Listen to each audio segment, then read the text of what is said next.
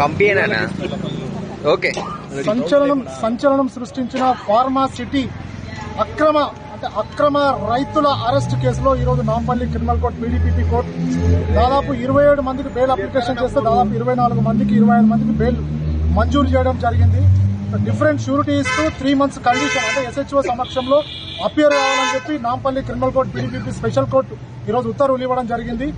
దాదాపు same incident లో different FIRs చేసినప్పటికీ 36 రోజులు జైల్లో ఉన్నప్పటికీ రకరకాల కోర్టులు మారినప్పటికీ ఈరోజు కోర్టులు కూడా అంటే రైతులకి న్యాయం ఉంది, రైతుల వైపు న్యాయం ఉందని క్లియర్ గా ఈరోజు జడ్జి గారు ఈరోజు వాళ్ళ బెయిల్ మంజూరు చేయడం జరిగింది.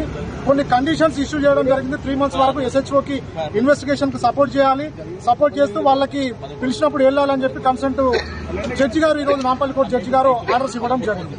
ఆ షూరిటీస్ కి సంబంధించి రేపు మార్నింగ్ 10:30కి మేము నాంపల్లి క్రిమినల్ కోర్టులో షూరిటీస్ ప్రొడ్యూస్ చేస్తున్నాం అందరు రైతులకి. అదేవిధంగా A1 గా ఉన్న పట్నం నరేందర్ రెడ్డి గారికి కూడా ఈరోజు ఎంపీ నెంబర్ 512కి తనకు కూడా బెయిల్ మంజూరు చేయడం జరిగింది.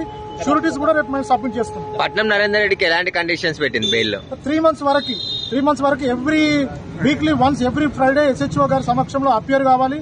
3 months వరకు అపియర్ కావాలి, ఇన్వెస్టిగేషన్ కి సపోర్ట్ చేయాలి, కండిషన్స్ ఫాలో కావాలని చెప్పి క్లియర్ గా కోర్టు ఆర్డర్స్ లో పేర్కొనడం జరిగింది.